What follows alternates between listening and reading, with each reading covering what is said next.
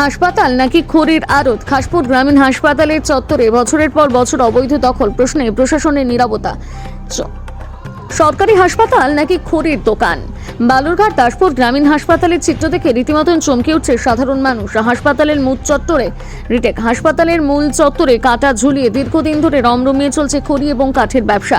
পাহাড় প্রমাণ খড়, গাছের ডাল গুড়িতে কার্যত দখল হয়ে গিয়েছে সরকারি জমি। অথচ অবৈধ দখল চোখে পড়লেও ব্লক স্বাস্থ্য দপ্তর থেকে জেলা স্বাস্থ্য দপ্তর কোনো স্তরেই দেখা যায়নি কার্যকর উদ্যোগ। বালুরঘাট ব্লকের অন্তর্গত এই পুরনো গ্রামীণ হাসপাতালের ওপর নির্ভরশীল আশেপাশের প্রায় 20 থেকে 25টি গ্রামের মানুষ সেই গুরুত্বপূর্ণ স্বাস্থ্যকেন্দ্রের একাংশ দখল করেই খড়ির ব্যবসা চালাচ্ছে স্থানীয় বাসিন্দা সুশান্ত মৈত্র ওরফে হাবুল। তার দাবি, জমি ফাঁকা থাকায় ব্যবহার করছে, নিষেধ পেলেই দোকান তুলে নেবেন।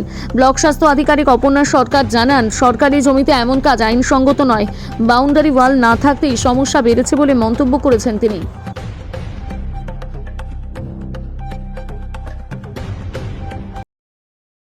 নজরে এসছে থ্যাঙ্কস টু মিডিয়া, যে ওনাদের সোর্সে আমাদের নজরে এসছে।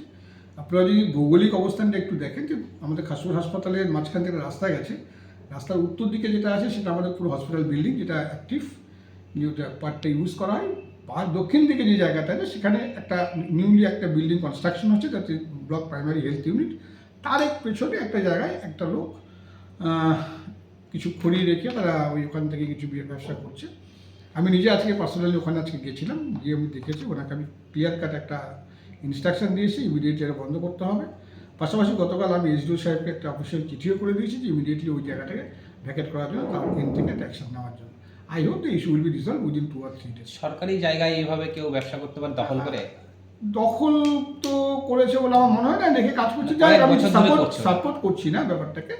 আমরা এটাকে ডেফিনেটলি আমরা অফ করে দেবো। Thank you.